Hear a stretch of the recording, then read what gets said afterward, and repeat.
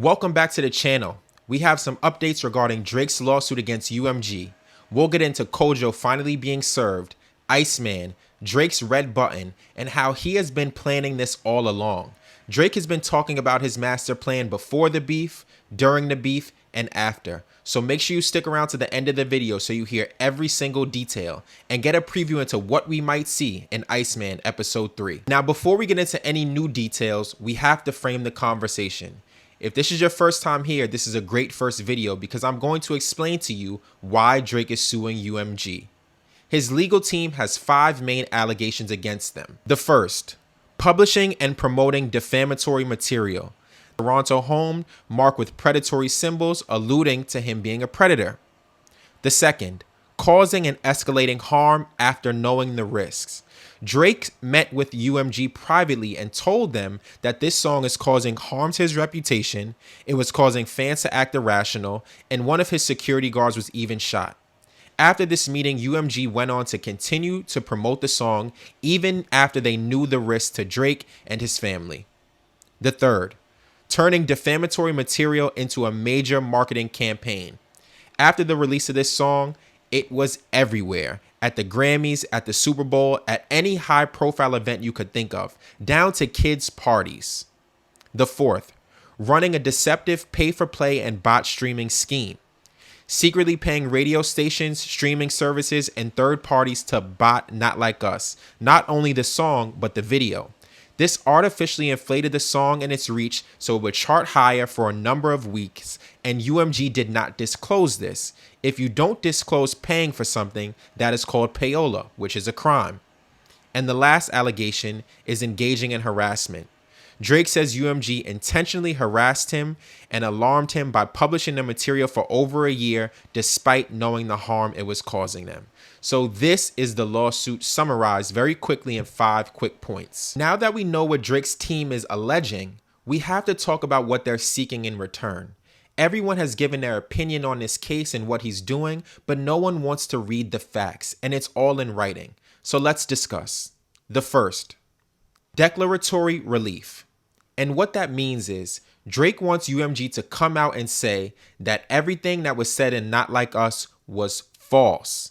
That UMG went out there and knew that it was false and they published it anyway. Drake wants that to be acknowledged publicly. The second, the bag.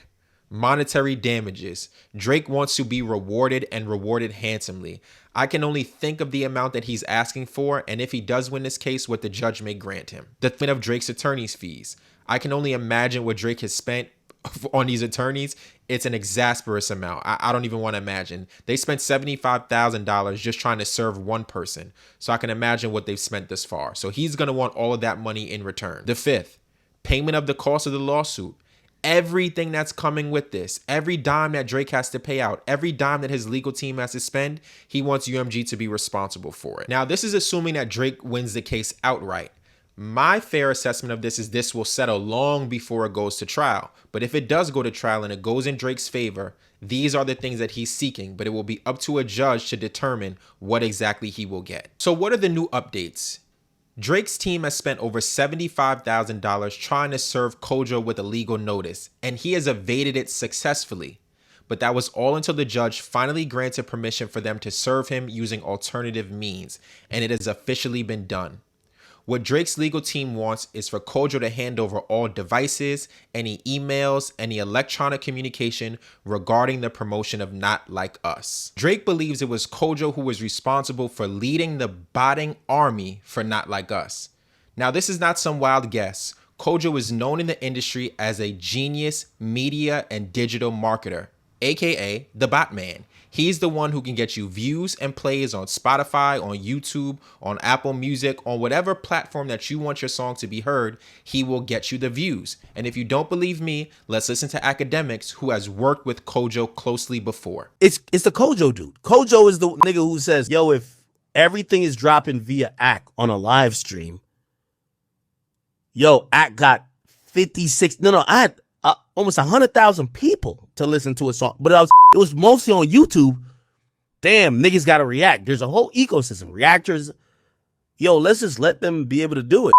Bro, that's not no bot shit. That's smart. Like, shout out to Kojo. Like, you know what I mean? Again, we ain't talking in a while, but we made some good money together. Like, that's my like, that's good shit. You see, this is no secret. Everyone in the industry knows that bots are used. Every major label uses them. Every large artist uses them, whether they know it or not, right? These things exist for a reason because they make artists appear bigger than they are. They make songs appear bigger than they are, which could be the case with Not Like Us. And that's what's so interesting about Drake pulling this move is because he already has all the answers. He knows that these things exist. He knew exactly to go to Kojo because Kojo is the guy who works exclusively with Interscope. This is not that hard to see, and people who want to ignore it and call it a blatant lie just don't want to acknowledge it because it's Drake. Bots exist. Kojo is known for doing this. So now that he has to hand over his devices, right? He has to give over all emails, communication, text, whatever it is. That's the case. The entire case can rely on this one cell phone. Drake's team can win this based on whatever is found in those emails, in those texts, in those bank transactions. It's not that hard to see. But the real genius in all of this is that Drake has been talking to us about this for a very long time. He might not have been saying that he's going to sue and that he's going to bring Kojo into it, but he's telling us how the labels work. He's telling us that he knows tactics that other artists use. And it all just fell out over this beef in the last year that, hey, I'm aware. And because you guys played with my contract and with my money and with my name and reputation, now we can really play the game and I can push this red button at any moment. And I believe in terms of the legal move, the button has been pushed. But musically, I think there's a lot more to get into. So let's talk about what we've seen in the music from Drake and how he's been talking about this for a very long time. So the first song I want to get into is ironically named Red Button. So I'm going to read the lyrics to you. Radio is king again. Billboard got me regulated. Want to make it fair for you. Numbers that I generated. Do right and kill everything. People knew that death awaited. Taylor Swift the only one that I ever rated. Only you can make me drop the album just a little later. Rest of y'all, I treat you like you never made it. Leave your label devastated. Even when you pad the stats, period, I never hated. Let's look at this right here. Number one, he starts off with radio. And he's been talking about radio ever since he's dropped these two singles. Radio is king, meaning if you want to be number one on the Billboard and if you want to be number one in the industry, you need radio play. Even though us as consumers, we listen to music on Apple Music, on Spotify, on any type of streaming platform, YouTube, we don't really rely on radio to hear the songs we want to hear again. So why is it that radio is the largest factor in what songs go number one?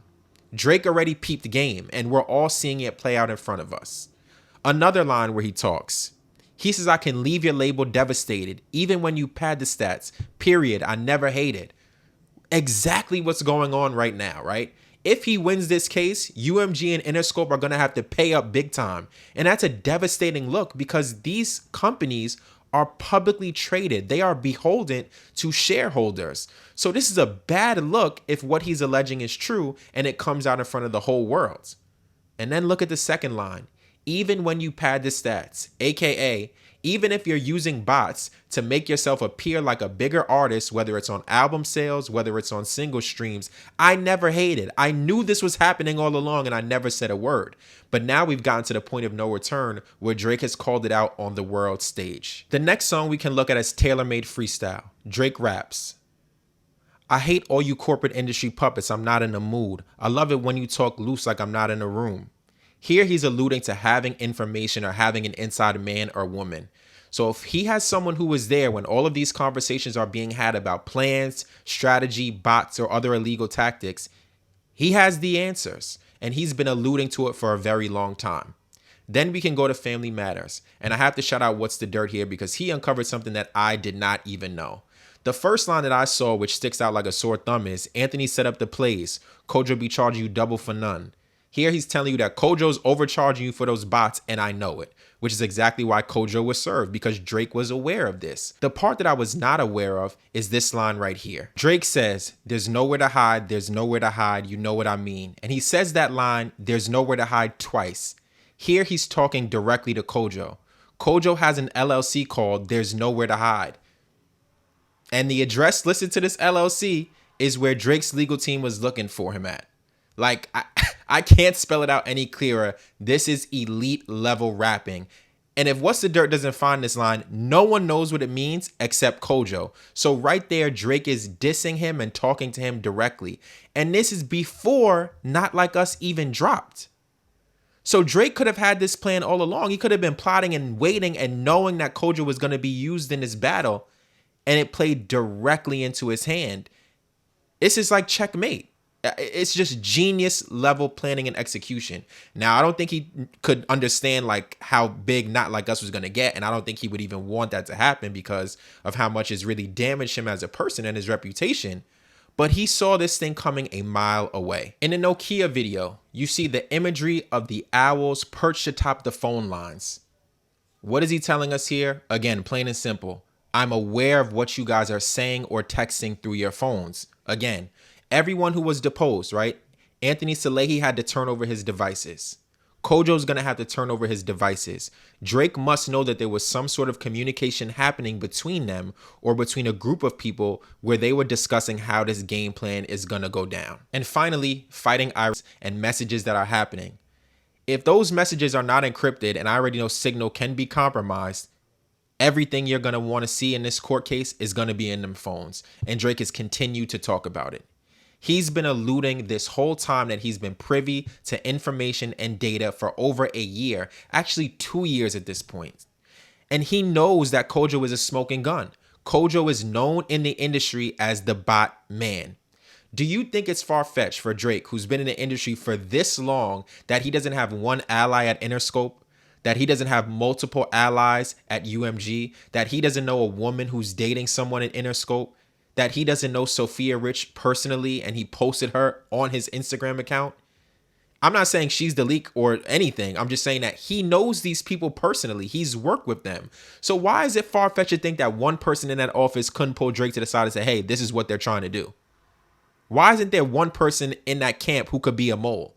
If we all believe that Kendrick had a mole in OVO, why don't we believe that Drake could have a mole at UMG and Interscope? We have to ask these questions because he had to be so sure to proceed with this lawsuit. There's no way you put your whole public image on the line without being sure that something happened. He has to be more calculated than that, and I think he was because he's been talking about it for 2 years and it's playing out in front of all of us. So as all of these things are coming out, what's next? You see the room is red because Iceman episode 3, we are getting the red theme. Drake's Instagram, his last post, red all throughout. We've gotten blue, we've gotten green, and now we are going to get red. And red is rapping Drake, where he is going to let it loose. He is going to talk about it. He is going to address some people, probably subliminally. And I don't think it's Kendrick. I think it's the world. And it's anyone who has turned their back on him. And it's anyone who has even attempted to help in his takedown. Kojo and other bad actors. Hopefully we get Iceman episode 3 Friday. There's a lot to talk about. He's in Germany. We've seen some ice cream trucks being spotted driving around. I can't confirm stuff. I'm just theorizing. But I feel good about this. I feel strong about what we're going to hear from him. I feel strong about the imagery of the episode. And I feel strong that we're going to get it soon. A lot of artists have been rushing out their albums over the past week or two because I think they know that Drake is on the way. And if there's one thing the industry will do, they will get out the way when a Drake album is about to be released. So Lil Baby, Gunna, JID, they all dropped or they're dropping within the next week. And I think we're going to get Drake probably the end of August or early September. Let me know what you think in the comments. What do you think about the lawsuit? Does Drake have an actual case or is this thing all going to fall out in front of him? Do you think Iceman episode 3 is dropping soon? Are we on target with the theme theory? Is he going to rap? I don't know. Let me know in the comments, and thank you all for watching. Make sure you like, subscribe, share, all that good YouTube stuff, and we have a lot more episodes on the way.